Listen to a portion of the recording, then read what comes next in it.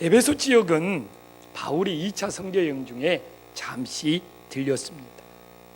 그런데 잠시 들려보니까 이 에베소 지역이 너무너무 중요한 거예요. 이 소아시아의 이 수도로서 핵심적인 역할을 하는 거예요. 그래서 사도 바울은 3차 선교 여행 때는 작심하고 3년 동안 에베소 지역에서 머물면서 두란노 소원을 세우고 말씀을 전파하기 시작합니다.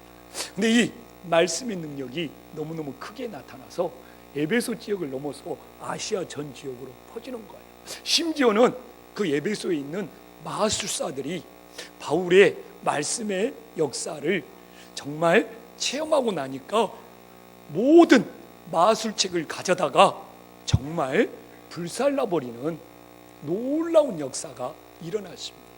오늘도 여러분들이 하나님의 말씀을 듣고 세상의 모든 것을 불살라버릴 수 있는 하나님의 은혜가 임할 수 있기를 간절히 소망합니다. 그런데 또한 좋은 일만 있는 것이 아니라 너무 복음이 역사하니까 사람들이 우상에서 다 멀어지는 거예요. 그러니까 이 에베소는 아데미 여신을 섬기는 곳이었거든요. 근데 아데미 여신을 이렇게 만드는 이 직업을 가진 은장색 데메드리오가 사람들이 우상을 떠나 예수님을 섬기니까 자기들이 먹고 살기가 힘든 거예요. 그래서 이게 데메드리오가 이 아데미 여신을 만드는 이 직공들을 충동질해가지고 소동을 일으켜서 폭동을 일으켜서 바울을 죽이려고 위협까지 하고 있음을 또한 보여주고 있습니다. 그래서 이렇게 보니까 복음이 강하게 역사하는 곳에는 또한 사탄도 강하게 역사한다는 것을 깨달을 수 있기를 간절히 소망합니다. 근데 이게 복음이 강한 곳에는 사단의 역사도 강하다는 것을 늘 제가 체험하고 살아요. 정말 제가 이 새벽 기도 올 때 하나님이 막 특별히 은혜를 주신 날이 있습니다.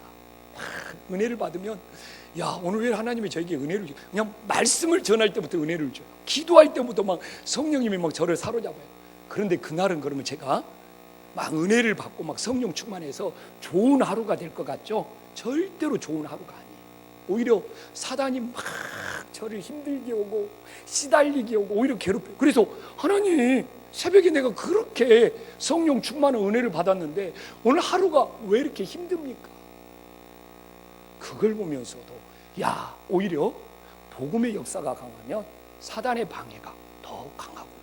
그래서 오늘 혹시 여러분들이 예수님 믿으면서 좀 이렇게 방해가 있고 힘들게 하는 좀 이렇게 사람들이 있으면 오히려 거기에 하나님의 복음의 역사가 더 강함을 믿으시기를 간절히 소망합니다. 그렇다고 막 힘든 일을 억지로 만들어갖고 복음의 역사가 강해야 돼, 그렇게는 하지 마시고요. 근데 주일날도 제가 다른 날보다 영적 싸움을 더 많이 해요. 그래서 여러분들이 그런 부분은 이게 이 주일날 그렇잖아요. 내가 말씀을 전해야 되는데 봐보십시오. 막 감사와 은혜와 기쁨으로 젖을 먹이면 성도들도 그만큼 은혜가 큰 거예요. 근데 엄마가 젖 먹일 때 엄마가 상한 마음으로 젖을 먹이면 아이가 얹히고 탈이 난다고 그러잖아요. 그렇기 때문에 내가 이렇게 좀 주일날도 아침부터 굉장히 영적인 싸움이 심합니다.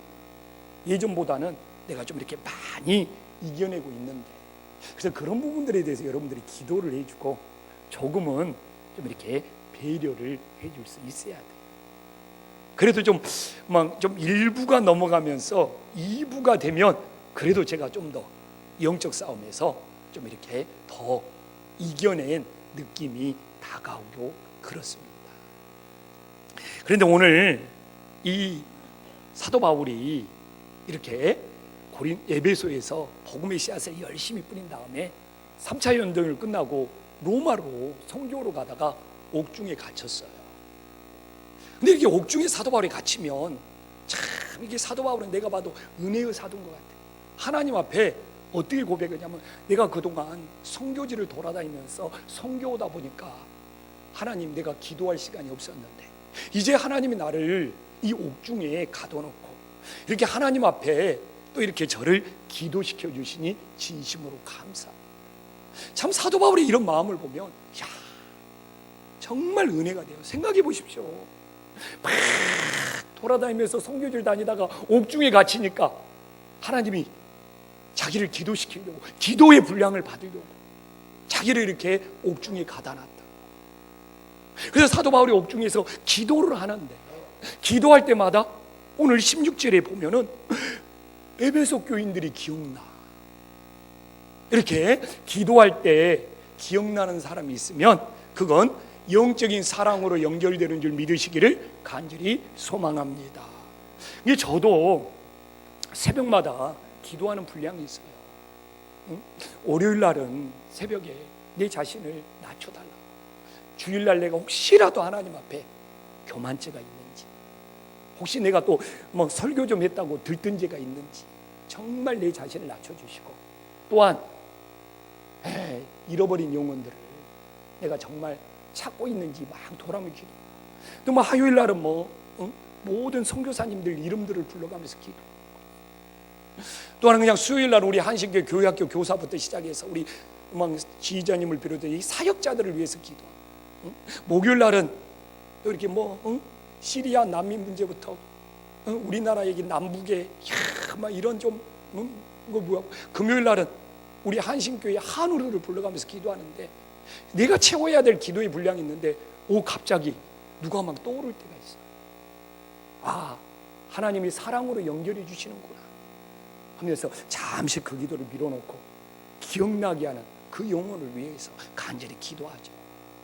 그래서 이런 여러분들이 어떤 성령의 인도하심에 잘 끌려갈 수 있기를 주님의 이름으로 간절히 부탁드립니다.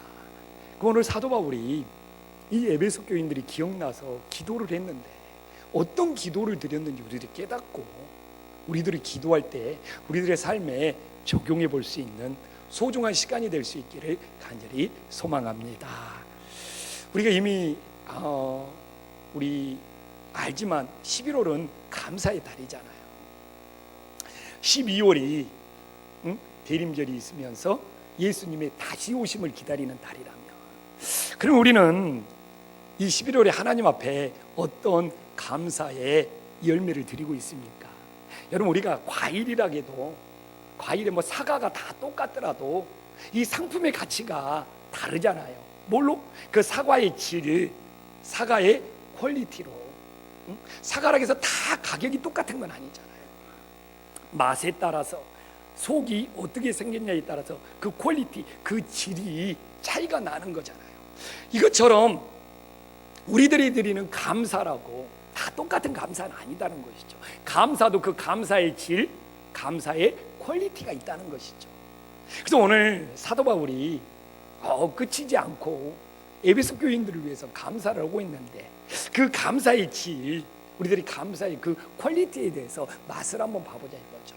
그래서 나도 어떤 이 감사의 퀄리티, 질을 유지하고 있는지, 그 사도 바울이 드렸던 감사는 15절에 나와 있는 것이죠. 그 15절에 들었던 소식을 가지고 16절에 끝이지 않고 감사를 하고 있는 것이죠. 사도 바울이 12절에 에베소 교인들을 향하여 감사하는 것은 두 가지입니다. 하나는 뭡니까? 주 예수 안에서 믿음을 지킨 것이죠. 이것이 사도 바울은 에베소 교인들이 예수님 안에서 믿음을 지킨 것이 너무너무 감사의 어떤 은총이었습니다.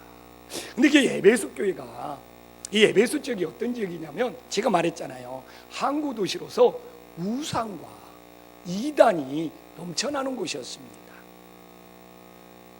그렇기 때문에 오늘 이게 예수 밖에 있는 믿음들이 많아요.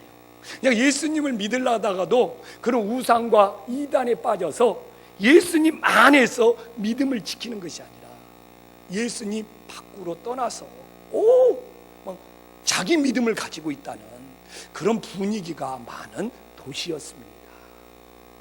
그래서 사도 바울은 이 에베소 교인들이 예수님을 떠나지 않고 예수님 밖으로 나가지 않고 예수님 안에서 끝까지 믿음을 지킨 것이 그 어떤 것보다 감사의 어떤 퀄리티, 감사의 질이 되고 있는 것이죠. 뭐 에베소 교인들이 뭐 사업이 잘 됐다, 뭐 직장에 뭐 들어갔다, 뭐 돈을 많이 벌었다고 해서 그 에베소 교인들을 위해서 감사하고 있는 것이 아니라 에베소 교인들이 예수님 안에 그 어려움 속에서도 그 힘듦 속에서도 예수님 안에 믿음을 지킨 것에 대해서 감사를 하고 있더라는 겁니다. 그래서 오늘 우리가 이 11월이 감사의 달인데 우리는 무엇을 감사해야 되는지 그 우리의 감사의 퀄리티를 높여보자는 거죠. 우리도 한 해 동안 예수님 밖으로 나가지 아니하고 예수님 안에서 믿음을 지킨 것을 진심으로 감사할 수 있기를 간절히 소망합니다. 우리는 돌아봐야죠. 내 자녀들은 예수님 밖으로 나갔는지, 예수님 안에서 믿음을 지켰는지, 내 배우자는, 내 성도들은, 제가 보더라도 연초에 막 앞자리 지키면서 믿음 생활했던 사람들이 예수님 밖으로 점점 이렇게 떠나가는 모습들도 저절로 나타나기도 합니다. 또 어떤 사람들은 좀 예수님하고 좀 거리감이 있었는데 이때쯤 오니까 점점 예수님 안으로 들어오면서 믿음이 더 견고해지는 성도나 가정들도 보이고요. 그래서 정말 내가 세상에서 뭐 잘 돼서 드리는 감사도 있지만 사도 바울의 이 감사의 퀄리티, 감사의 질을 보면 우리 교인들이, 우리 가족들이 예수님 밖으로 나가지 않고 예수님 안에서 얼마나 견고한 믿음을 지켰는지, 이것이 우리들이 감사를 드려야 될 감사의 퀄리티가 됨을 믿으시기를 간절히 소망합니다. 또 하나를 보면 사도 바울이 무엇을 했냐면 이 에베소 교인들이 모든 성도를 향한 사랑의 소식을 듣고 사도 바울은 감사했음을 알 수 있습니다. 이 에베소는 항구 도시고 굉장히 무역업이 성행했습니다. 근데 이렇게 돈 버는 곳에는 당시에 항상 두 세력이 충돌했어요. 유대인들이 상권을 잡기 위해서 막 세력을 펼쳐가는 것과 또한 그리스인들도 이 상권에 대한 욕심이 대단했어요. 그래서 그리스인들은 자기들이 홈그라운드잖아요. 그 지역은 그리스가 지배하고 있었기 때문에, 헬라가. 그렇기 때문에 그리스도인들이 에베소에서 상권을 장악하려고 하고, 또한 유대인들은 뭐 돈 버는데 귀재니까 어느 지역에 가든 자기들이 집단을 형성해서 유대인들이 상권을 장악하려고, 그래서 굉장히 에베소 지역에서 상권을 놓고 주도권 싸움이 심했죠. 근데 그렇게 밖에서 상권을 놓고 장사의 이권을 놓고 다투던 사람들이 교회 안에서, 교회 와보니까 저 사람이 예배를 드리고 있네, 유대인이 예배를 드리고 헬라인이 밖에서 그렇게 치열하게 싸웠는데 교회까지 오니까 함께 예배를 드리고 있어요. 그러니까 이게 교회 분위기가 정말 좀 살벌해지는 거예요. 일촉즉발인 거야. 근데 이 교회 안에서 그렇게 밖에서 상권을 놓고 다투던 그들이 교회 안에 들어와서는 예수님의 사랑을 알고 서로 화목히 되는 거예요. 그래서 여기서 모든 성도를 향한 사랑이잖아요. 유대인끼리들끼리 사랑하는 것이 아니고, 헬라인들끼리 사랑하는 것이 아니고, 끼리끼리 사랑하는 것이 아니고, 차별적인 사랑이 아니고, 뭐 밖에 있는 성도를 사랑이라는 것, 밖에 있는 사람들을 사랑이라는 것이 아니고, 이 교회 안에 있는 성도라고 그러잖아요. 모든 성도를 향한 사랑을 듣고 하나님 앞에 감사했다고 그러잖아요. 그럼 우리가 한번 적용해 봐야죠. 있는 말씀 그대로 좀, 나도 이 한신교회에서 모든 성도들과 지금까지 시간을 보내면서 더 가까워지고 더 화목해 되었는지, 아니면 그냥 오히려 내가 이 교회에 와서 모든 성도들과 더 불편해지고 거리감이 더 멀어졌는지, 아니면 그냥 아는 사람만 여전히 알고 지내는지.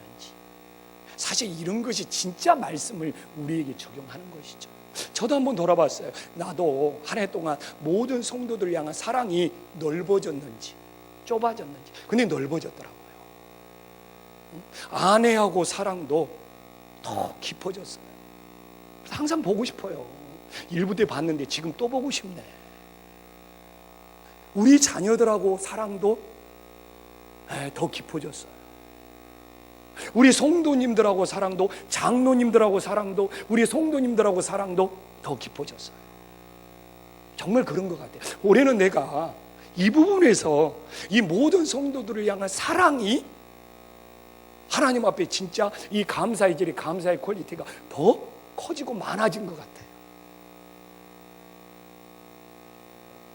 그래서 이 예수 안에서 믿음을 지킨 것은 안으로의 감사잖아요.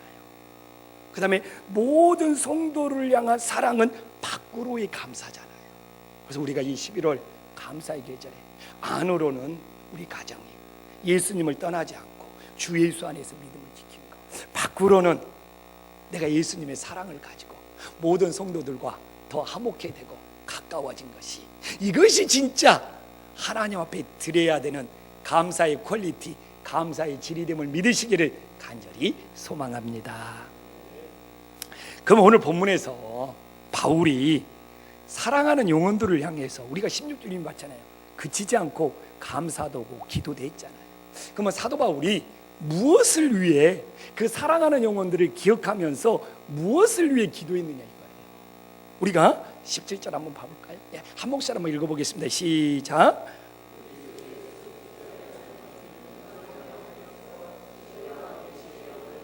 주사 하나님을 알게 해달라는 거지 않습니까? 근데 그래서 하나님을 알게 해달라는 것은 하나님의 마음을 알게 해달라는 거예요. 하나님의 마음을 안다는 것은 하나님의 뜻을 안다는 거예요. 그래서 특히 우리가 하나님 마음을 아는 것이 그렇게 중요한 거예요. 내 아내와 살아가면서도 서로의 마음을 모르고 살아가는 것보다 힘든 일이 없는 거예요. 아무리 잘해준다, 무슨 선물을 갖다 준다 해도 부부가 살아가면서 서로의 마음을 모르고 살아가면 그건 진짜 답답한 거예요. 저도 참 이게 우리 성도님들한테 다른 것보다 목회하는 내 마음 좀 알아줬으면 좋겠는데, 근데 바로 이것이 이 하나님을 알게 하시고가 하나님 마음을 좀 알게 해달라는 겁니다. 하나님 마음을 좀 알게 해달라. 이것이 사도 바울이 무엇보다 하나님 앞에 기도하는 기도 제목이었어요. 우리가 여기 보면은 지혜의 영을 받고 계시의 영을 받으면 능력이 나타나고 애원을 해야 되잖아요. 우리는 그렇게 생각을 합니다. 은사를 받고 하나님으로부터 무엇을 받으면 막 능력이 나와야 되고 애원을 해야 돼. 근데 사도 바울은 그렇지 않아. 오히려 하나님 앞에 은사를 받으면 받을수록 그걸 통해서 하나님 아버지의 마음을 더 알고 싶은 거예요. 내가 이렇게 선교지를 열심히 돌아다니다가 왜 나를 옥중에 가뒀습니까? 이 옥중에서 정말 이제 선교했던 모든 교회들을 위해서 하나님께서 기도해라고 하시는구나 하면서 그렇게 하나님 아버지의 마음을 알고 싶은 것이 사도 바울의 첫 번째 기도 제목인 거예요.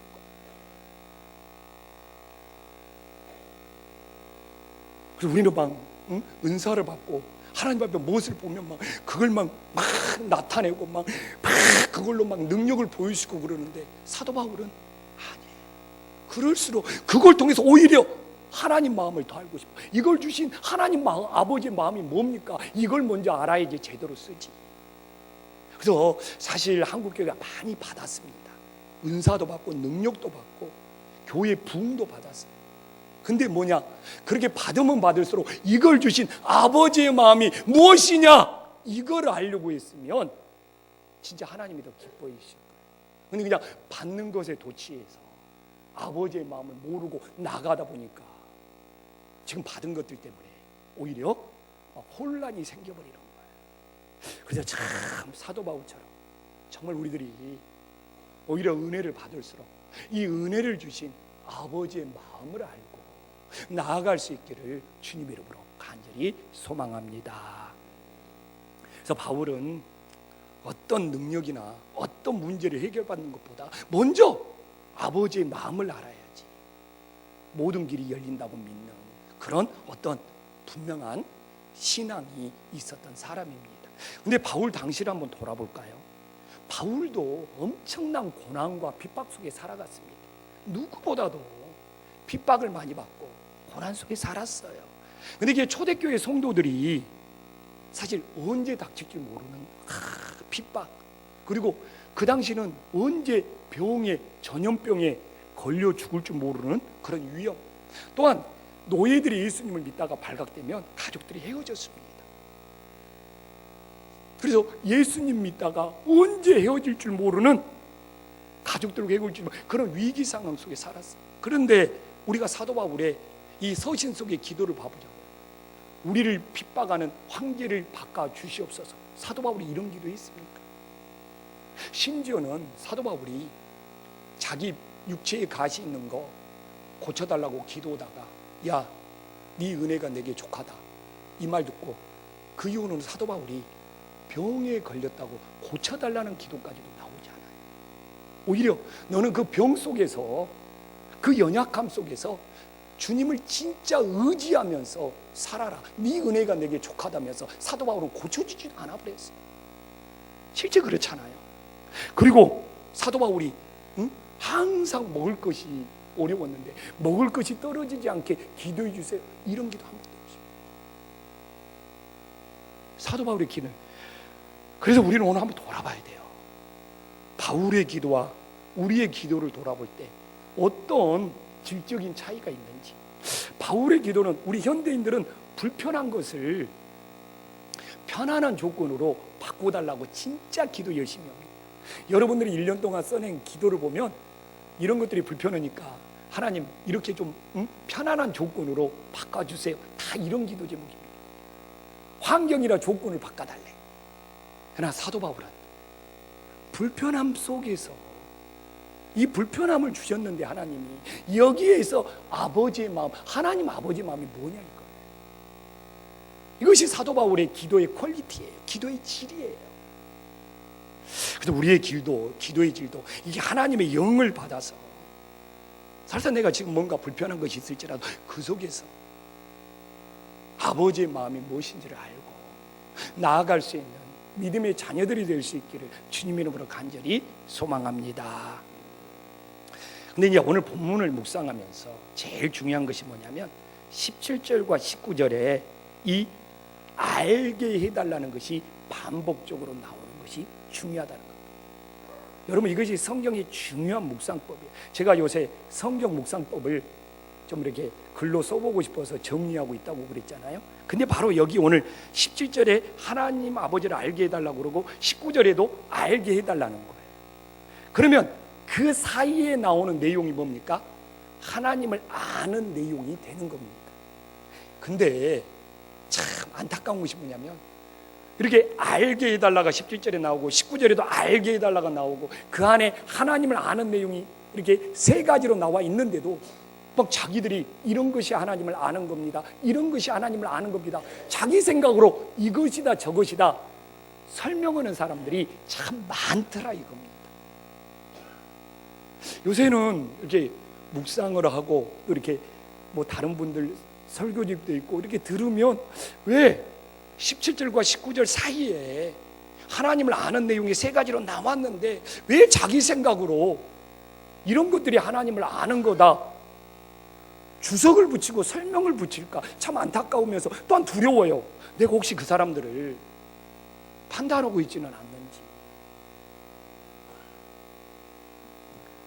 정말 어떻게 보면 성경 속에서 질문된 것은 성경 속에서 또 답을 찾는 것이 하나님의 가장 귀한 뜻인데요.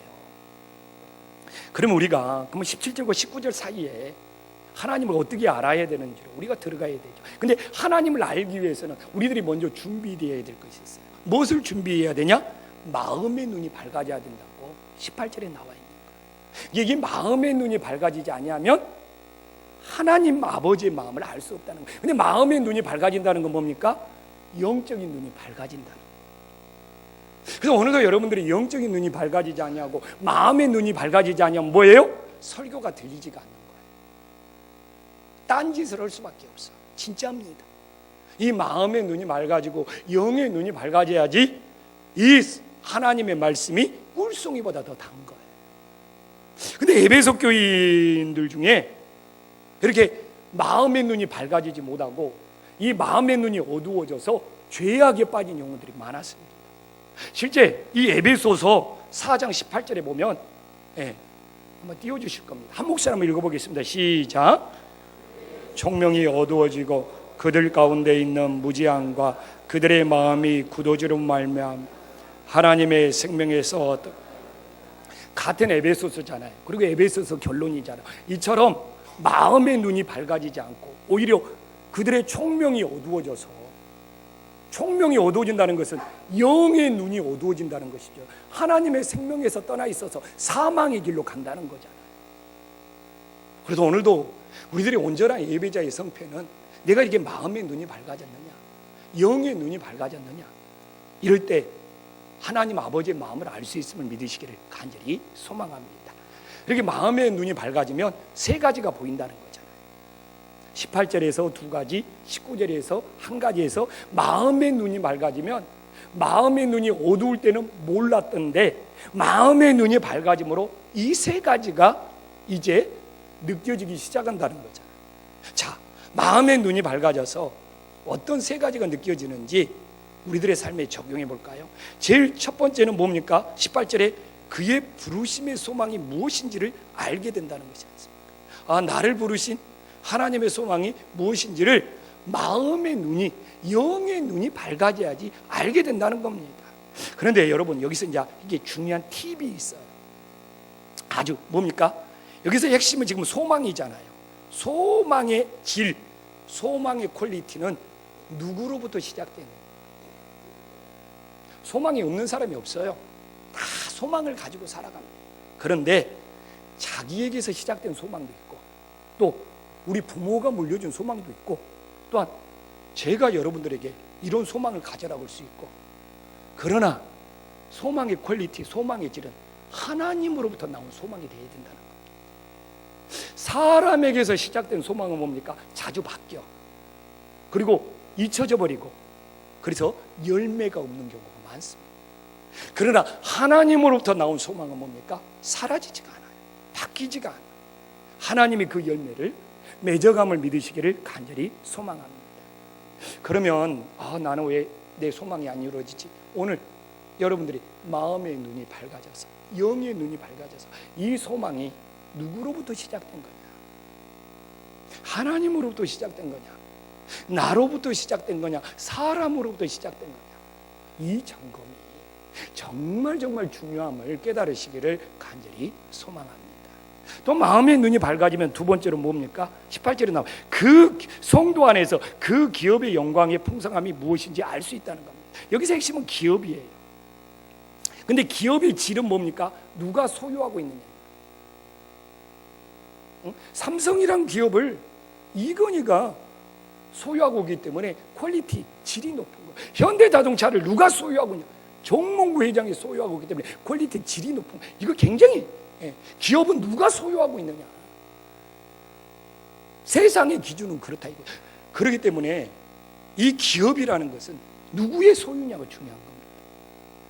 근데 마음의 눈이 밝아지면 삼성이든 현대든 세상의 어떤 기업보다 뭐예요? 주님의 기업이, 하나님 나라 기업이 더 풍성하게 보임을 믿으시기를 간절히 소망합니다. 그렇기 때문에 마음의 눈이 안 밝아진 사람은 세상 기업이, 자기의 기업이 더 대단하다고 생각하고 살아가는 거예요. 근데 한번 물어봅시다. 우리 이건희 회장이 죽을 때 삼성을 가지고 저 세상으로 갈 수 있습니까? 그리고 삼성도 언젠가는 100년 후, 200년, 300년은 이 역사 속에 사라질 수 있어요. 무슨 이야기입니까? 세상의 기업이 아무리 대단하다 영원할 수는 없다는 것이죠. 우리가 천국까지 가지고 갈 수는 없다는 것이죠. 그러나 하나님의 기업은 영원하다는 것을, 영원히 존재한다는 것을 믿으시기를 간절히 소망합니다. 그래서 우리 모두 주님의 자녀가 되어서 하나님의 기업을 소유할 수 있기를 간절히 소망합니다. 또 하나는 뭡니까? 19절에 나와 있잖아요. 그 힘의 유력으로 역사하심을 따라 믿는 우리에게 베푸신 능력이 지극히 크심이 어떠하니. 여기서 능력의 질이에요. 오늘 지금 마음의 눈이 밝아져서 제일 먼저는 소망의 질을 이야기했잖아요. 누구로부터 시작되냐. 그 다음에 두 번째는 기업, 이 기업이 누구의 소유이냐, 이것이 퀄리티, 질을 결정한다고 그랬잖아요. 세 번째는 이 능력은 누구로부터 공급받느냐.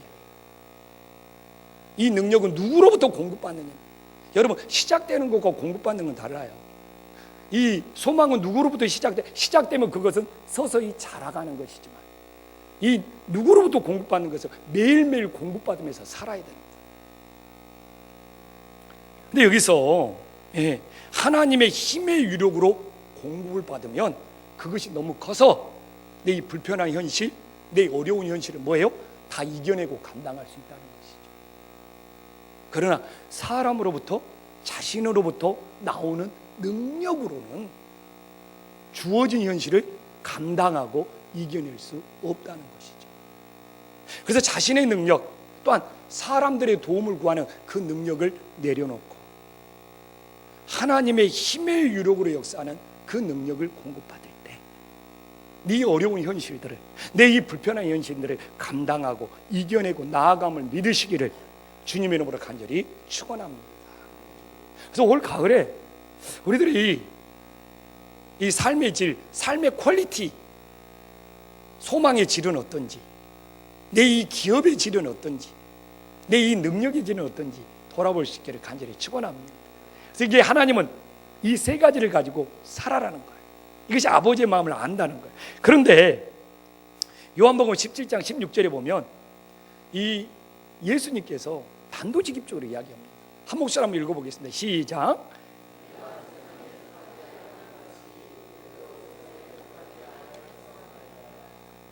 근데 내가 왜 이야기를 하냐면 이 말씀을 근거로 우리들이 세상과 구별돼야 된다, 세상과 분리된 삶을 살아야 된다는 이야기를 너무 많이 한다는 것이죠. 여러분 여기서 세상에 속하지 않고 세상과 구별된다는 것이 세상과 떠나고 세상과 분리되라는 이야기입니까? 우리가 이 요한복음 17장을 보면 세상에 속하지 않았는데 예수님께서 우리를 세상에 보낸다고 분명히 말씀하고 계십니다. 그러면 우리는 세상에 속하지 않고 세상에서 산다는 것은 뭡니까? 여기서 말하는 구별된 사람은 불신자들과 안 믿는 사람은 뭐예요? 삶의 질이 달라야 된다는 거예요. 삶의 퀄리티가 달라야 된다는 거예요. 우리들이 세상을 본받지 않고 하나님 마음을 아는 것으로 삶의 질이 달라져야만 뭐가 될 수 있어요? 빛과 소금이 될 수 있어요. 아무리 교회에서 빛이 되어라, 소금이 되어라 외쳐도 가정에서나 세상에서 힘든 이유가 뭔지 압니까? 삶의 질이 불신자들과 다르지 않기 때문에 그러는 거예요. 그렇기 때문에 구별되어라, 분리되어라, 세상에 속하지 않았다는 것은 세상을 떠나라는 이야기가 아니라 그들 속에서 삶의 질, 삶의 퀄리티가 달라야 된다는 것을. 세상은 세상 방식으로 살아가지만 우리는 아버지의 마음을 아는 그 방식으로 살아가야 된다는 것을 말씀해 주고 있는 것이죠. 그래서 올 한 해도 우리가 감사의 열매를 들려야 되잖아요. 바로 그거예요. 정말 하나님 마음을 아는 삶의 질이 내가 연초보다 지금 얼마나 더 성숙해졌냐 이거예요. 이것이 감사의 열매로 그냥 나타나게 되는 거예요. 우리들이 무엇을 과일을 드리는 것도 감사의 열매지만 우리들의 삶의 열매는 아버지의 마음을 아는 것이 많은 일들이 있었잖아요. 그런 많은 이들 속에 아버지의 마음을 알아야지만이 감사할 수 있거든요. 이스라엘 백성들이 광야에서 끊임없이 불평하는 이유가 뭡니까? 모세의 마음을 알고 아버지의 마음을 알면 감사할 수 있는 일들을 아버지의 마음을 못하니까 끊임없이 목마르네, 먹을 것이 없네, 불평하고 원망하는 거예요. 아버지의 마음을 알았으면 하늘에서 만나를 내려주시게 해달라고 감사하는 거예요. 아버지의 마음을 알고 있으면 이게 목마를지라도 반석이 쳐서 물이 나오게 해달라고. 그래서 다음 주가 감사주일이잖아요. 그래서 내가 한 주 당겨서 감사 설교를 하는 거예요. 우리들이 어떤 감사를 드려야 되는가? 아버지의 마음을 우리들이 이전보다 지금 이 시점에서 얼마만큼 알고 있는지, 그 아버지의 마음을 알고 그 아버지의 마음을 아는 것 때문에 내 삶의 이 불편함을 얼마만큼 잘 감당하고 살아가는지, 이것이 우리들이 드리는 감사의 열매가 될 수 있기를 간절히 소망합니다.